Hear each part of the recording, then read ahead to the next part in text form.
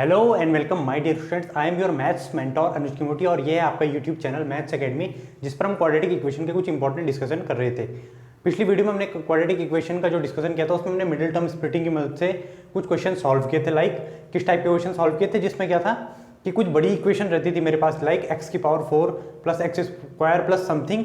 तो उस इक्वेशन को मैंने कुछ सब्स्टिट्यूशन करके क्या किया था, रेड्यूस किया था और उस इक्वेशन को क्या किया था, छोटा करा था और क्वाड्रेटिक इक्वेशन को सॉल्व करा था। लाइक अभी तक मैंने जो क्वाड्रेटिक इक्वेशन की एक बेसिक अंडरस्टैंडिंग डेवलप करी है, तो उस बेसिक अंडरस्टैंडिंग में मैंने एक चीज़ तो सीख ली कि जो quadratic equation middle term splitting से सॉल्व होती है, ठीक है, उसमें हमने ये देख लिया कि हम कैसे किसी भी मिडिल टर्म को कैसे स्प्लिट कर सकते हैं। तो हम किसी भी नंबर को, लाइक 16 है, तो कैसे उसके फैक्टर्स कर सकते हैं और उस फैक्टर्स को सम या डिफरेंस की फॉर्म में एक्सप्रेस कर सकते हैं, है ना। लेकिन अब देखो क्या हुआ, हमेशा तो ऐसा होता नहीं है कि जो क्वाड्रेटिक इक्वेशन है तो उसका जो फैक्टर्स हो इजीली ढूंढ पाना आसान हो, ठीक है। कई बार ऐसी सिचुएशन भी आती है जहां हमें फैक्टर नहीं मिल पाते, है ना, जहां पे हमें फैक्टर नहीं मिल पाते।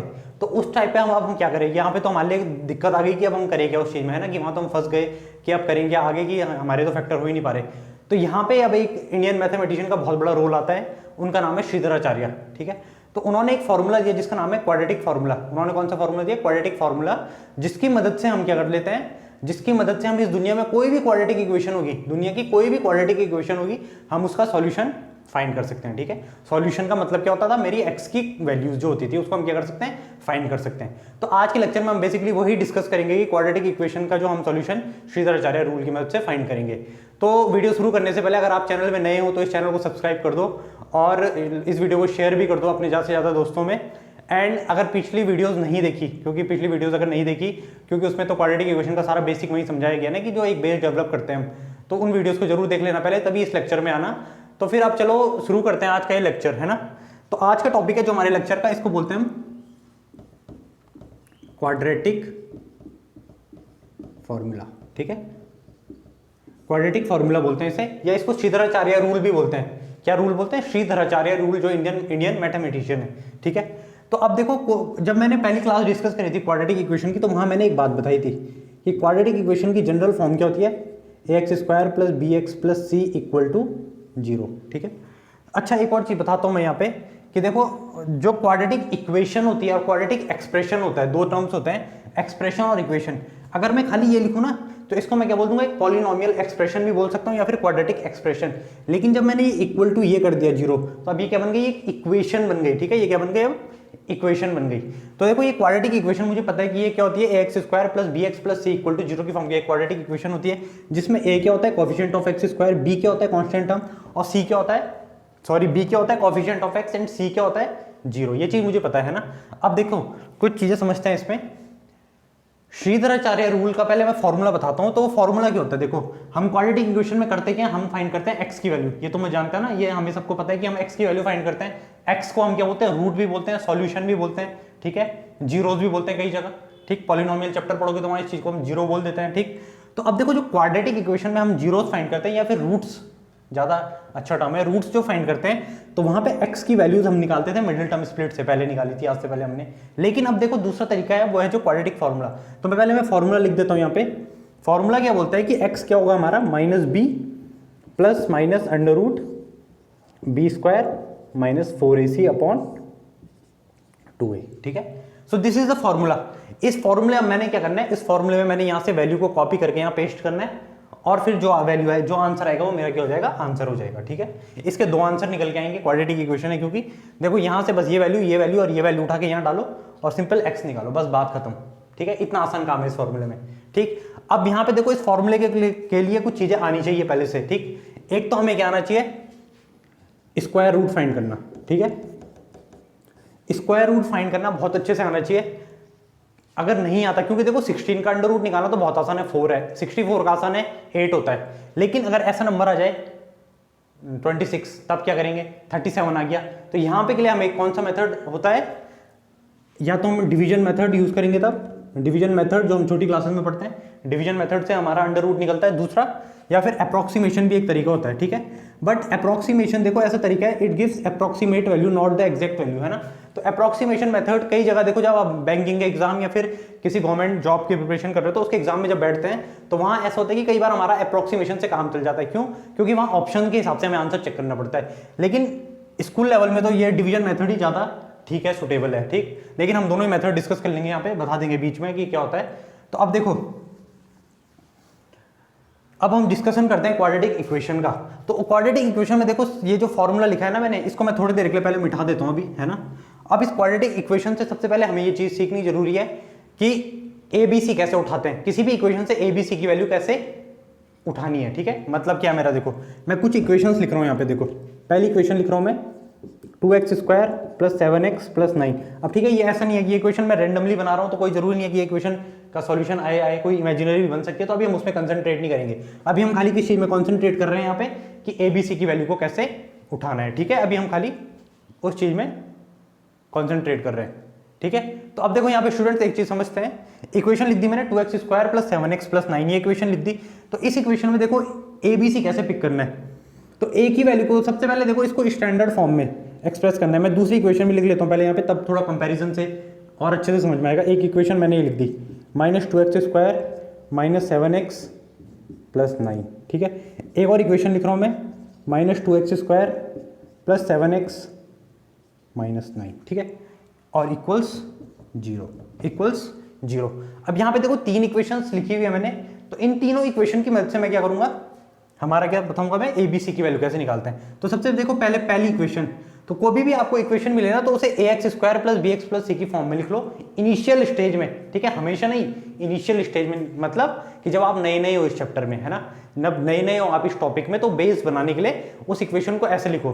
फिर एक बार थोड़ा आप क्वेश्चन करते जाओगे तो वो चीजें ऑटोमेटिकली खुद ही आ जाती है कि ए बी सी क्या होगा, ठीक है। तो लाइक जैसे ये इक्वेशन है, तो इस इक्वेशन को देखो मैं यहाँ पे इससे कंपेयर करूंगा। मैं यहाँ पे ये इक्वेशन लिख रहा हूँ ax² + bx + c = 0, और नीचे मैं ये वाली इक्वेशन लिख रहा हूँ 2x² + 7x + 9 = 0।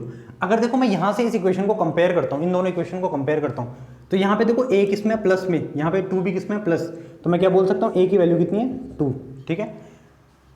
b की वैल्यू कितनी है, यहाँ पे देखो प्लस b की वैल्यू, यहाँ पे प्लस है, यहाँ पे भी प्लस है, तो यहाँ की b की वैल्यू कितनी हो जाएगी 7, एंड c की वैल्यू कितनी है, यहाँ पे प्लस है, तो ये हो गई 9। तो ए बी सी की वैल्यू 9 आ गई। अब आप में से कई बच्चे ये सोच रहे होंगे ये तो हमें पहले से आता था, है ना, ये तो हमने कई बार चीजें करी है, तो ये बताने की जरूरत क्या है, ठीक है, ये ठीक है। लेकिन देखो अभी अगली इक्वेशन जब मैं उठाऊंगा, जब मैं ना अगली इक्वेशन ये वाली उठाता हूँ अभी, तब आपको डिफरेंस समझ में आएगा मैं ऐसा क्यों बोल रहा हूँ, ठीक। सो उस इक्वेशन को जब मैं उठाता हूँ तो देखो वो इक्वेशन क्या है मेरी, -2x² - 7x + 9 = 0, ठीक है। अब आप थोड़ा यहाँ पे कंफ्यूज हो जाओगे कि सर ने तो बोला था कि यहाँ पे ये प्लस में है, ये प्लस में है, ये प्लस में है, यहाँ तो ये माइनस आ गया, अब इसका क्या करें हम, ठीक है। तो कोई घबराने वाली बात नहीं, बस एक हमने एक एडजस्टमेंट करना है। वो एडजस्टमेंट क्या है मेरा, कि मैं इस इक्वेशन को स्टैंडर्ड फॉर्म में कन्वर्ट कर लेता हूँ। स्टैंडर्ड फॉर्म मेरी क्या है, ax² bx और c सारे क्या है प्लस में। तो देखो मुझे एक चीज तो पता है, गणित का एक फेमस नियम होता है जो छोटे में पढ़ते हैं हम, कि प्लस इंटू माइनस क्या होता है मेरा, कितना होता है, +1 × -1 कितना होता है, -1, है ना। यानी प्लस माइनस की क्या होता है, जब मल्टीप्लाई में होता है माइनस होती है। तो ठीक है, मैं इस इक्वेशन को अब ऐसे लिख सकता हूँ क्या, मैंने बाहर से तो प्लस लिखा दिया, मैंने इसको ऐसे लिख दिया -2x², फिर इसको मैंने ऐसे लिख दिया -7x + 9 = 0। अब देखो ऐसा स्टेप आपने कर दिया ना, तो आप जिंदगी में कभी क्वाड्रेटिक इक्वेशन में ABC उठाने में गलती नहीं करोगे। क्यों, क्योंकि अब यहाँ पे देखो इसके कंपेयर हो गया ax², a की वैल्यू यहाँ से कितनी आ गई -2, b की वैल्यू कितनी आ गई -7, और c की वैल्यू क्या हो गई 9, ठीक है। तो ABC की वैल्यू ये आ गई, ठीक। तो या तो ऐसे उठा लिया, ठीक। अब अगर किसी को ये भी नहीं करना, इतनी मेहनत भी नहीं करनी, तो एक और तरीका हो सकता है, ax² जो भी क्वाड्रेटिक इक्वेशन दे रखी है ना, उसमें ABC की वैल्यू उठानी है विद साइन, जो उसका साइन होगा, इतना याद रख सकते हैं। इस इक्वेशन से a कितना आ जाएगा, यहां से देखेंगे तो -2, b कितना आ जाएगा -7, और c कितना आ जाएगा 9, मतलब विद जो उसका साइन है, या प्लस या माइनस जो भी साइन है उसके साथ ही उसकी वैल्यू को क्या कर लेंगे हम, उठा लेंगे वहां से, ठीक है। इतना क्लियर हो गया। अब इसी में देखो मैं तीसरी इक्वेशन में बढ़ता हूँ, मैं उसी तरीके से दोनों तरीके से समझाऊंगा उसे भी। तीसरी इक्वेशन देखो मैंने लिखी है, तो पहले मैं यहाँ पे एक स्टैंडर्ड इक्वेशन लिख देता हूँ अपनी, ax² + bx + c = 0, ठीक है। और यहाँ पे मैं दूसरी इक्वेशन लिख रहा हूँ -2x² + 7x - 9, ठीक। तो यहाँ पे पहले देखो मैं स्टैंडर्ड फॉर्म में इसे कन्वर्ट करूँ तो कैसे लिखूंगा, यहाँ पे प्लस और अंदर -2x², प्लस है तो यहाँ पे कोई दिक्कत नहीं, 7x, और यहाँ पे प्लस एंड -9 = 0। तो ये हो गई मेरी एक स्टैंडर्ड इक्वेशन। अब यहाँ से मैं इजीली बता सकता हूँ a कितना हो गया मेरा -2, b कितना हो गया 7, एंड c कितना हो गया -9, ठीक है। a b c की वैल्यू कितनी आ गई, -2, 7 एंड -9। डायरेक्ट करना तो डायरेक्ट भी कर सकते थे। यहाँ से देखो क्या करना है मुझे, क्वाड्रेटिक इक्वेशन से विद साइन वैल्यू को क्या कर देना, उठा देना। यहाँ से a की वैल्यू -2, b की 7 और c की -9। ठीक, सो अब देखो, अब मैंने इतना सीख लिया कि क्वाड्रेटिक इक्वेशन जो होती है ना, क्वाड्रेटिक इक्वेशन मैंने इतना तो सीख लिया कि मैं वैल्यू कैसे उठाता हूँ ए बी सी की।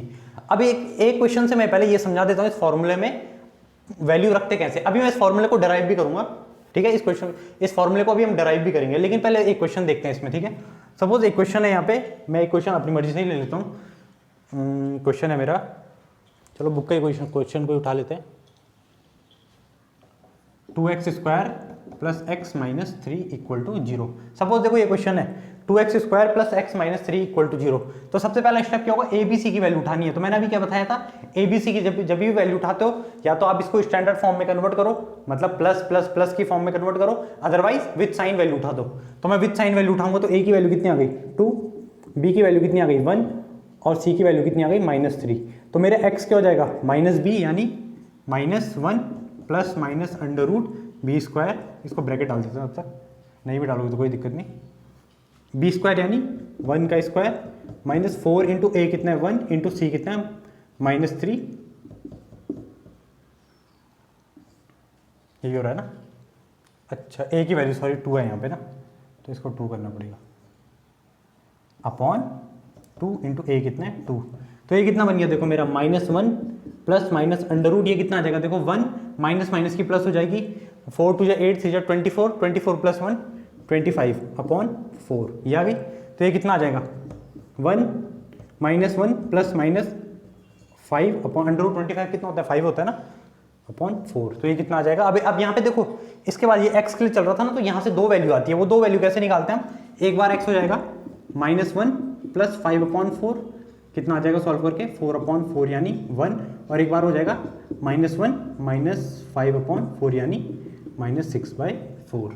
ठीक है, तो ऐसे हमने क्या कर दी, 2 वैल्यूज कैलकुलेट कर दी यहाँ पे। ठीक है, 2 वैल्यूज क्या कर दी हमने x की कैलकुलेट कर दी यहाँ पे। ठीक, तो ये हो गया बेसिक तरीका हमारा क्वाड्रेटिक इक्वेशन को निकालने का। ठीक है, अब देखो ये तो मेरे को आ गया क्वाड्रेटिक इक्वेशन को कैसे निकालना है। अब मैं डिस्कस करता हूँ यहाँ पे इस फॉर्मूले की डेरिवेशन। ठीक है, इस फॉर्मूले को अब हम क्या करते हैं, डराइव करके देखते हैं कि ये फॉर्मूला आया कैसे।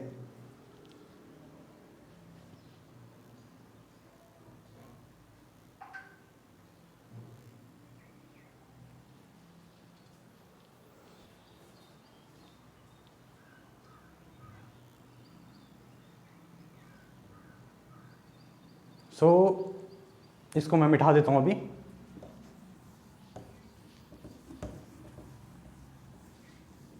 अच्छा, मैंने कुछ दिन पहले एक वीडियो में, जो पहली वीडियो थी, उसमें एक और चीज़ पूछी थी आपसे कि √16 कितना होता है। √16 कितना होता है, तो उसका आंसर क्या था। कईयों ने मुझे बताया कि आंसर ये बोली, कईयों ने ये भी बोला। ठीक है, तो इसमें से देखो करेक्ट आंसर ये है मेरा। ठीक है, √16 क्या है 4। जो अंडर हमने डिफाइन करा है ना, वो खाली पॉजिटिव नंबर के लिए डिफाइन करा है। किसी भी नंबर का अंडर क्या होगा, हमेशा पॉजिटिव होगा। ठीक है, अब आपके मन में डाउट आ रहा होगा, हमने तो ये भी पढ़ा हुआ है +-4। ठीक है, तो घबराने की कोई बात नहीं, अभी डिस्कस कर दूंगा ये कहाँ से आया। ठीक है, थोड़ा छोटा सा लॉजिक है उसमें, अभी देख लेंगे उसे। ठीक है, तो यहाँ पे देखो सबसे पहले जो इक्वेशन है स्टैंडर्ड वहीं से शुरू करता हूँ। ax² + bx + c = 0। ठीक है, ये मेरी क्वाड्रेटिक इक्वेशन की बेसिक इक्वेशन मुझे पता है, standard form of quadratic equation. अब ये जो इक्वेशन है ना मेरी लिखी हुई मैंने, अगर मुझे यहाँ से क्या निकालना है, क्वाड्रेटिक इक्वेशन के लिए फॉर्मूला निकालना है, तो मैं क्या करूँगा देखो, पहले मैं इक्वेशन में क्या कर दूंगा, ये ए को यहाँ से हटा लेता हूँ, तो मैं बोथ साइड क्या करता हूँ, डिवाइड बाय ए। तो अगर मैं ए से डिवाइड कर दूंगा तो इक्वेशन क्या बन जाएगी, x² ax² अपॉन ए + bx अपॉन ए + c अपॉन ए = 0, यानी x² + b अपॉन ए x + c अपॉन ए = 0। ठीक है, इतनी मेरी इक्वेशन बन गई। बहुत अच्छा। अब यहाँ पे देखो कुछ और समझते हैं हम। एक फॉर्मूला मैं लिख रहा हूँ यहाँ पे देखो, a + b का होल स्क्वायर। तो फॉर्मूला क्या होता है, a² + 2ab + b²। ठीक है, कई बार इसे ऐसे भी बताया जाता है a² + b² + 2ab, लेकिन करेक्ट स्टैंडर्ड फॉर्म ये है इसकी, ये बाइनोमियल एक्सपेंशन से निकल जाती है फॉर्म, 11th में पढ़ेंगे। अब देखो a² + 2ab + b² मैंने फॉर्मूला लिखा है ना यहाँ पे जो, तो यहाँ पे देखो एक चीज, यहाँ पे अगर मैं इस इक्वेशन को यहाँ से कंपेयर करना शुरू करूँ, तो यहाँ पे देखो मुझे एक स्क्वायर वाली टर्म दिख रही है, स्क्वायर यानी एक्स का स्क्वायर, यानी यहाँ पे ए की जगह कितना हो गया, एक्स हो गया। फिर मुझे एक ऐसी टर्म भी दिख रही है जिसमें ए बी में बी ए प्रेजेंट है यानी एक्स प्रेजेंट है, तो मतलब ये क्या रहा होगा, ये बी तो रहा होगा, ऐसा कुछ यही रहा होगा ना। और यहाँ पे मेरे को देखो ये तो अलग वाली टर्म है, इसको छोड़ो अभी। तो यहाँ पे देखो अगर मैं इतना कर दूं, एक छोटा सा मैं वो कर देता हूँ एडजस्टमेंट, कि इस इक्वेशन को मैं ऐसे लिख देता हूँ एक्स स्क्वायर प्लस, इसको मैं ऐसे लिख देता हूँ थोड़ी देर के लिए 2, इसको ऐसे लिख दिया मैंने,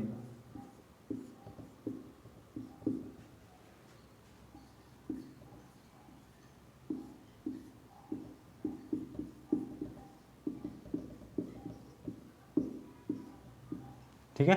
इसको हम मेथड ऑफ कंप्लीटिंग स्क्वायर भी बोलते हैं। तो देखो मैंने क्या करा, मैंने यहाँ b/2a का होल स्क्वायर दोनों साइड क्या कर दिया, ऐड कर दिया, लेफ्ट हैंड साइड भी राइट हैंड साइड भी मैंने क्या कर दिया, दोनों साइड b/2a का होल स्क्वायर यानी b²/4a² ऐड कर दिया, ठीक है। अब ऐसा क्यों करा, ताकि देखो मुझे ये फॉर्मूला बन गया a² + b² + 2ab, तो यानी किसका फॉर्मूला बन गया, x + b/2a का whole square is equal to क्या हो जाएगा, b²/4a² - c/a, ठीक है, इतना आ गया।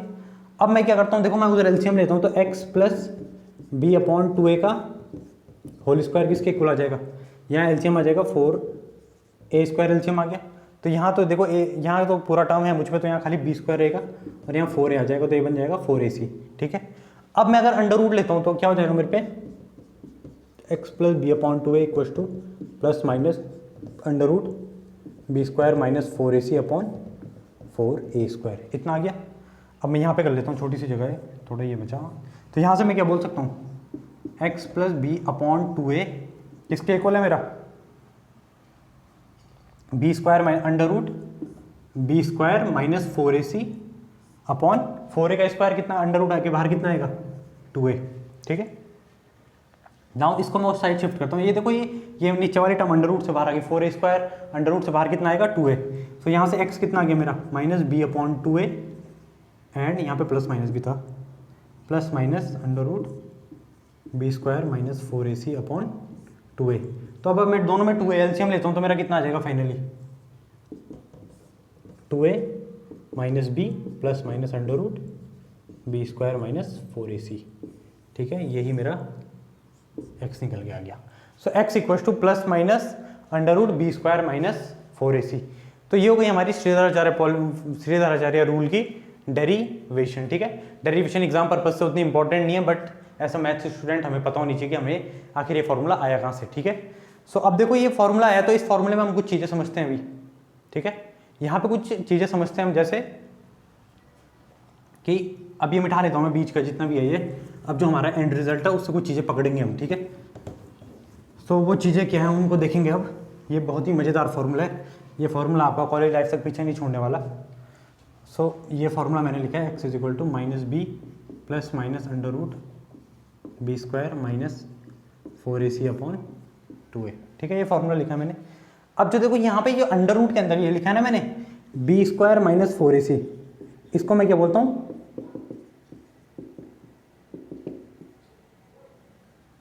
डिस्क्रिमिनेंट, ठीक है। इसको क्या बोलते हैं हम, डिस्क्रिमिनेंट, ठीक है। इसको हम कैपिटल D से डिनोट करते हैं, ठीक है। इसको हम क्या बोलते हैं, डिस्क्रिमिनेंट। एक सेकेंड, तो यहाँ पे देखो ये जो डिस्क्रिमिनेंट है ना मेरा, b² - 4ac, मैंने जो लिखा है डिस्क्रिमिनेंट, इसके लिए फॉर द टाइम बिंग इतना ही, बस इतना समझ लेते हैं कि डिस्क्रिमिनेंट है। जो आने वाले लेक्चर होंगे उसमें मैं डिस्कस करूंगा इसकी प्रॉपर्टीज, है ना। फॉर द टाइमिंग बस इतना समझ लेते हैं कि ये जो b² - 4ac, इसको क्या बोलते हैं, डिस्क्रिमिनेंट, और डिनोट किससे करते हैं, कैपिटल D से, ठीक। अब यहाँ पे कुछ चीज़ें डिस्कस कर रहा हूँ मैं, देखो यहाँ पे जरा ध्यान से समझना। जो √16 होता है ना, वो क्या होता है हमेशा 4, ठीक है। √81 कितना होगा, 9, √144 कितना होगा, 12, ठीक है। मतलब किसी भी नंबर का अंडर रूट कितना होगा, हमेशा पॉजिटिव आएगा, ठीक है। जो प्लस माइनस होता है वो कब आता है, जब इक्वेशन सॉल्व होती है। वो कैसे आता है, देखो सपोज मेरे पे ये इक्वेशन है x² = 16, तो मैं यहाँ पे स्टेप क्या करता हूँ, taking under root both side, यानी √x² = √16, ठीक है।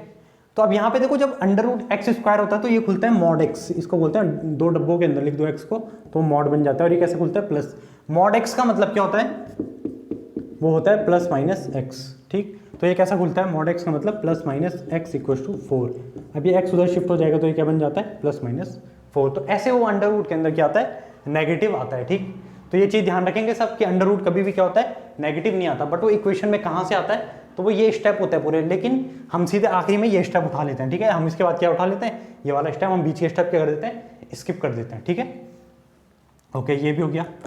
नाउ अब हमने basically most of the things देख ही लिया क्वाड्रेटिक फॉर्मूले के बारे में। तो चलो एक दो क्वेश्चंस करते हैं क्वाड्रेटिक फॉर्मूले के, है ना।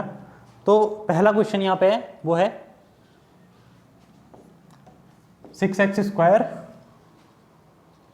Plus 7x minus 20। ठीक है, तो ये क्वेश्चन है मेरा, एक सेकेंड। ठीक है, 6x square plus 7x minus 20।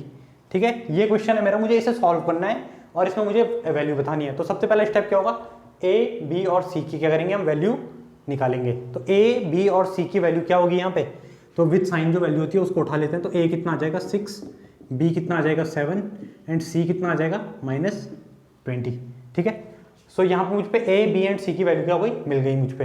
अब जब ए बी और सी की वैल्यू मुझे मिल गई तो मैं फॉर्मूला लगाता हूँ, एक्स क्या हो जाएगा माइनस बी, यानी पहले मैं फॉर्मूला लिख देता हूँ, plus minus under root b square minus 4ac upon 2a। ठीक है, तो आप जैसे आप बोर्ड दोगे इस साल 10th के बच्चे जब बोर्ड देते हैं तो मुझे उनकी एक सलाह दूंगा मैं उन्हें कि कभी भी देखो आप जब क्वेश्चन सॉल्व करते हो ना तो फॉर्मूला लिखो, हमेशा फॉर्मूला लिखने की आदत डालो। चाहे आपको कई बार ऐसा हो सकता है कि आपको क्वेश्चन में कुछ भी नहीं आ रहा, मतलब आप किसी भी तरीके से क्वेश्चन को अप्रोच नहीं कर पा रहे हो, लेकिन उस केसेस में भी अगर आपको ना आपने एक फॉर्मूला भी लिख दिया, ये सब चीज़ें भी लिख दी, तो एग्जामिनर के पास कुछ तो रहेगा नंबर देने के लिए, है ना। उसके पास कुछ तो रहेगा ऐसा कि जिसके बेसिस में आपको क्या करेगा, इवेल्युएट कर सकेगा।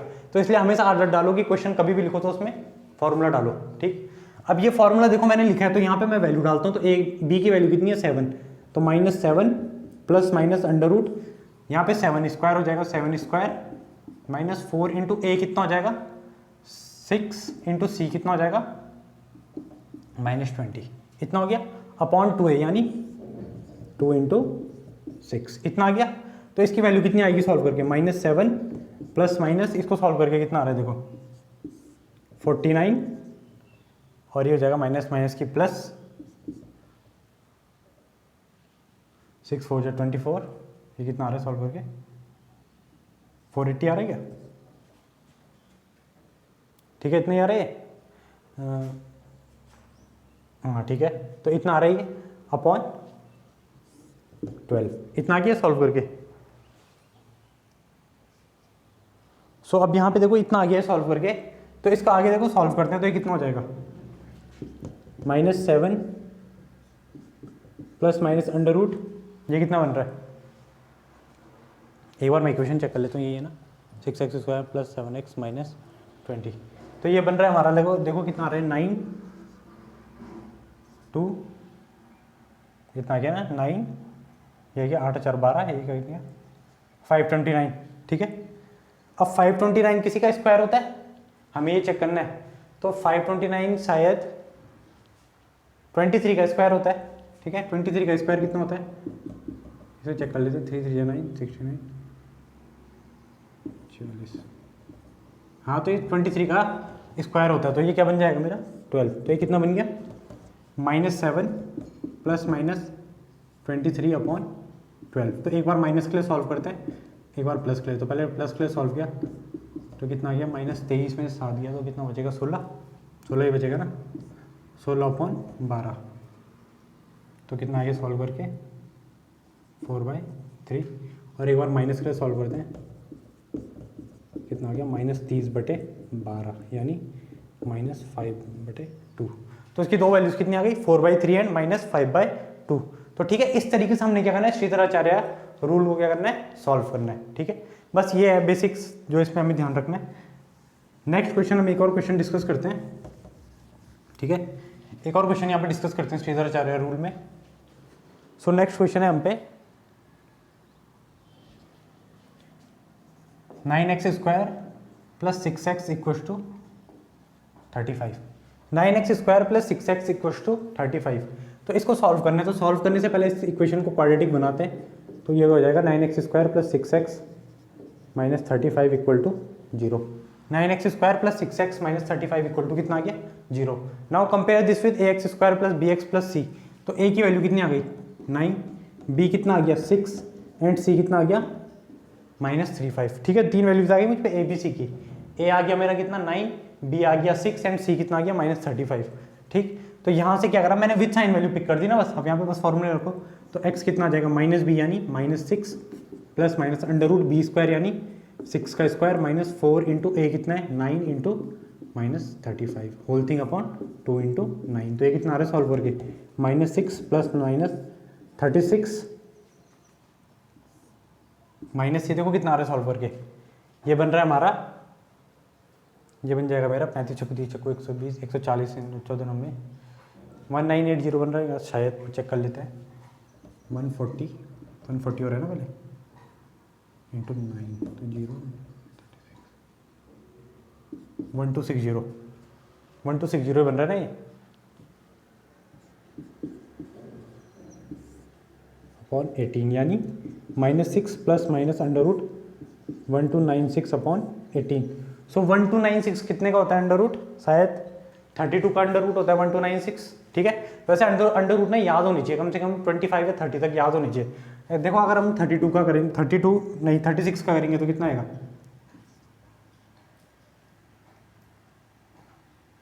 36 में चेक करते हैं तो कितना आएगा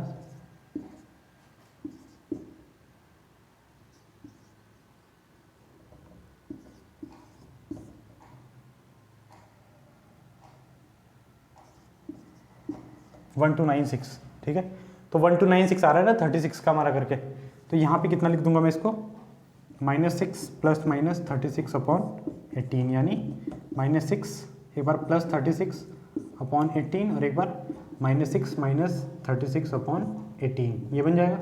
एक बार प्लस के लिए एक बार माइनस के लिए, तो प्लस के लिए सॉल्व करेंगे तो कितना हो जाएगा देखो 36 -6 कितना हुआ 30 अपॉन 18 एंड दूसरा -42 अपॉन 18, तो 6 से काट देते हैं तो 5/3 एंड -7/3। तो 5/3 एंड -7/3 इसका क्या हो गया आंसर हो गया। ठीक है, तो ये हो गया क्वेश्चन क्वाड्रेटिक फॉर्मूले पे डिस्कस। ठीक है स्टूडेंट्स, तो अब आपको मतलब एक बेसिक आइडिया तो आ गया ना क्वाड्रेटिक इक्वेशन का कि हम सॉल्व कैसे करते हैं क्वाड्रेटिक फॉर्मूले की मदद से। ठीक है, तो अब देखो अब हम डिस्कस करेंगे डिवीजन मेथड भी देखेंगे हम कि अंडर रूट हम डिवीजन मेथड से कैसे फाइंड करते हैं। ठीक है, तो मैं एक एग्जांपल एक कुछ किसी नंबर का अंडर रूट फाइंड करके बताता हूँ। ठीक है, 2 डिजिट तक हम कैसे फाइंड करते हैं। सपोज देखो मेरे पे नंबर है, सपोज मैं कोई भी नंबर ले लेता हूँ। सपोज देखो मेरे को 87 का बताने है कि अंडर रूट 87 कितना होगा।